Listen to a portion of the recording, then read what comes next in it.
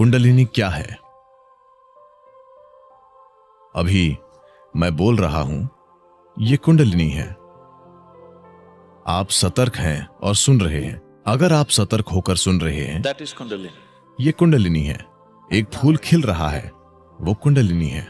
एक कुत्ता भौंक रहा है, वो भी कुंडलिनी है। या दूसरे शब्दों में, अस्तित्व की मौलिक जीवन शक्ति को हम कुंडलिनी कहते हैं। अब सिस्टम के भीतर, मानव प्रणाली के भीतर, अगर आप इसे एक तरह के जीवन पैकेज के रूप में देखें, तो यह जीवन का एक टुकड़ा है। जीवन का यह टुकड़ा एक खास तरीके से इस ऊर्जा की परतों के साथ पैक किया गया है। ऊर्जा का एक आयाम तुरंत जीवित हो जाता है क्योंकि यह आपके अस्तित्व की प्रक्रिया के लिए जरूरी है। ऊर्जा के अन्य आयाम तब तक जीवित नहीं होंगे जब तक आप उनके बारे में कुछ नहीं करते, जब तक आप उनके बारे में जागरूक नहीं हैं और उन्हें एक खास तरीके से सक्रिय नहीं करते, तब तक वे अस्तित्व में नहीं आते। वे शांत रहते हैं। निष्क्रिय ऊर्जा उस ऊर्जा से बहुत बड़ी है जो अभी उपयोग में है। अपना जीवन चलाने के लिए, एक भौतिक जीवन को पूरी तरह से जीने के लिए, एक पूर्ण भौतिक और बौद्धिक जीवन जीने के लिए आपको चक्रों में से बस 21 चक्रों को सक्रिय करना जरूरी है। इन 114 में से अगर 21 सक्रिय हैं तो आप पूरा जीवन जिएंगे। आप किसी भी कमी को महसूस नहीं करेंगे। आप एक पूरा भौतिक जीवन जिएंगे। आपके जीवन में कोई समस्या नहीं होगी। आप सोचेंगे कि आप एक बड़ी सफलता हैं, लेकिन आप केवल 21 हैं, जो कि 20% से कम।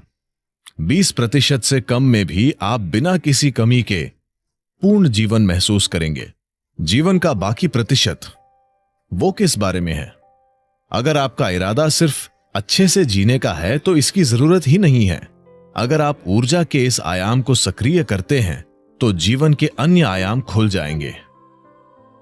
एक बात यह है कि क्या आप उन आयामों के लिए तैयार हैं? सवाल यह नहीं है कि यह अच्छा है या बुरा। सवाल यह है कि क्या आप उसके लिए तैयार हैं?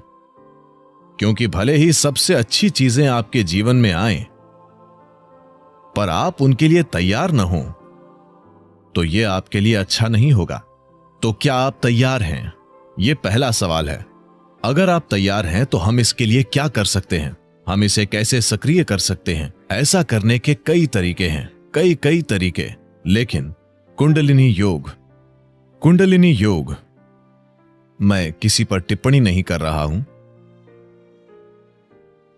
कुंडलिनी योग मूल रूप से सबसे जोखिम भरा योग है। मैं जोखिम भरा इसलिए कह रहा हूं क्योंकि यह सबसे शक्तिशाली भी है। सबसे शक्तिशाली हमेशा सबसे खतरनाक भी होता है अगर गलत तरीके से किया जाए तो। अभी दुनिया में कई प्रकार की ऊर्जाएं हैं। बिजली को भी कई अलग अलग तरीकों से पैदा किया जा रहा है। एक तरीका है कि हम इसे परमाणु रिएक्टरों के माध्यम से करते हैं। यह ऊर्जा उत्पादन का सबसे कारगर तरीका है जिसे हम अभी जानते हैं, लेकिन यह सबसे खतरनाक तरीका भी है ना? जब चीजें गलत हो जाती हैं तो वे गंभीरता से गलत हो जाती हैं। जब चीजें सही होती हैं तो यह दुनिया में ऊर्जा का उत्पादन करने का वाकई सबसे आसान और अच्छा तरीका है, परमाणु ऊर्जा। लेकिन जब यह खराब हो जाता है तो यह वास्तव में इस तरह खराब हो जाता है कि आप इसे ठीक नहीं कर सकते। कुंडलिनी योग भी ऐसा ही है। यह सबसे शक्तिशाली है, पर यह सबसे खतरनाक है।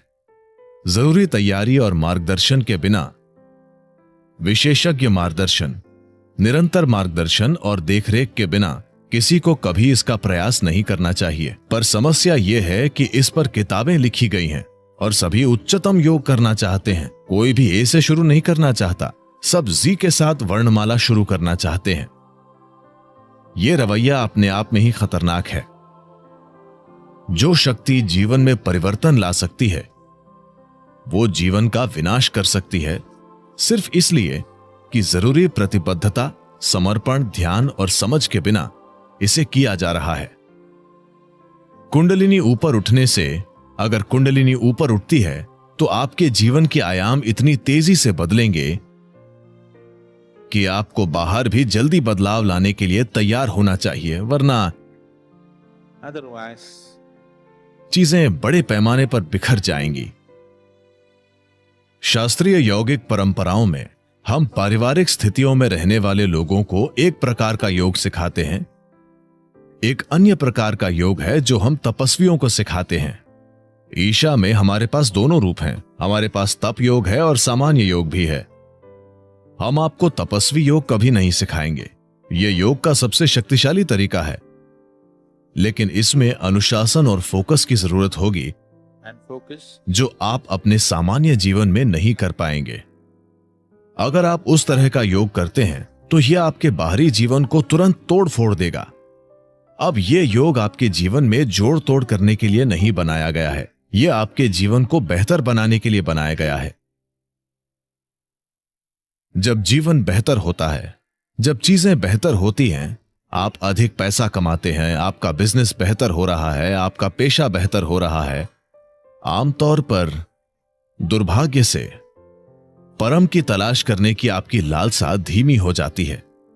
हाँ, तो वास्तविक अर्थों में यह तरीका अच्छा नहीं है, पर यह आज की दुनिया में काम करने का एकमात्र तरीका है, और यह एकमात्र तरीका है जो अधिकांश लोगों के लिए कारगर होता है। बहुत कम लोगों के लिए हम इसे अन्य तरीकों से कर सकते हैं। हम इन सभी चीजों को दरकिनार कर सकते हैं और बस बहुत ही शक्तिशाली तरीके से काम कर सकते हैं, पर यह उनके आसपास के सभी सामाजिक ढांचों को खत्म कर देगा जो हर किसी के लिए अच्छा नहीं है।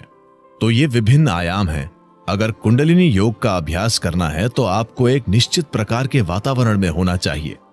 आप सामाजिक परिस्थितियों में रहकर कुंडलिनी योग नहीं कर सकते, वरना कुंडलिनी योग के नाम पर आप कुछ सरल कर रहे हैं, क्योंकि कुंडलिनी योग आपको कुछ दिनों के भीतर बदल सकता है। अचानक अभ्यास के 2 दिनों बाद ही आप अपने ही घर में एक अजनबी की तरह महसूस करेंगे, क्योंकि यह आपके बारे में सब कुछ बदल देगा। क्या हम कुंडलिनी ऊंचा उठा सकते हैं? हां, हम कर सकते हैं। एक तरीका यह है कि मददगार माहौल बनाया जाए ताकि यह धीरे धीरे बढ़े। दूसरा तरीका इसे इस तरह भड़काना है कि यह जल्दी से बढ़ जाए। अगर यह जल्दी से बढ़ जाती है तो सब कुछ नाटकीय रूप से बदल जाता है। अगर यह धीरे धीरे बढ़ती है तो बदलाव धीरे धीरे होगा। आप समय के साथ बदलाव संभाल पाएंगे। लेकिन अगर यह बहुत जल्दी होता है तो आप बदलाव संभाल नहीं पाएंगे। ऐसा लगेगा जैसे चीजें बिखर रही हैं। तो ऐसा करने के अलग अलग तरीके हैं। कितने तरीके हैं? बहुत सारे तरीके हैं। मैं सभी तरीके नहीं बताऊंगा। ऐसा करने के कई तरीके हैं। मूल रूप से इसे करने के 112 तरीके हैं। 112 तरीके हैं जिनसे आप इसे अपना सकते हैं। आधार से इसके लिए आपको ढांचे को जानना होगा, वरना यह बहुत लंबा हो जाएगा। इन 114 चक्रों में से 7 ऐसे हैं जिन्हें हम 7 आयामों के रूप में पहचानते हैं। इनमें से 6 शरीर के भीतर हैं, एक भौतिक शरीर के बाहर है। इसलिए अगर आप इन 112 तरीकों को अपनाते हैं तो आप 6 चक्रों को संभाल लेंगे, 7वें को आप संभाल नहीं सकते। 112 तरीके हैं जिनसे आप एक चक्र को प्राप्त कर सकते हैं, जिसे हम आज्ञा कहते हैं। लेकिन आज्ञा से सहस्त्रार तक कोई रास्ता नहीं है। इसका कोई तरीका नहीं है। आपको बस एक खाई में कूदना है। अगर आपको खाई में कूदना है तो आपको पागल होना चाहिए या आपको किसी पर जबरदस्त भरोसा होना चाहिए। कोई व्यक्ति कूदो कहता है और आप कूद रहे हैं क्योंकि आपको किसी पर इतना गहरा भरोसा है। लेकिन जब वो जंप कहता है तो ये आपके लिए अच्छा ही होगा। आप बस एक बिना तल के गड्ढे में कूद जाते हैं। तो मूलाधार से आज्ञा तक की यात्रा, वहां पहुंचने के 112 रास्ते हैं, पर वहां से वहां तक कोई रास्ता नहीं है। यह सिर्फ एक छलांग है। वो विश्वास में, भक्ति में या पागलपन में हो सकता है। चुनना आपको है।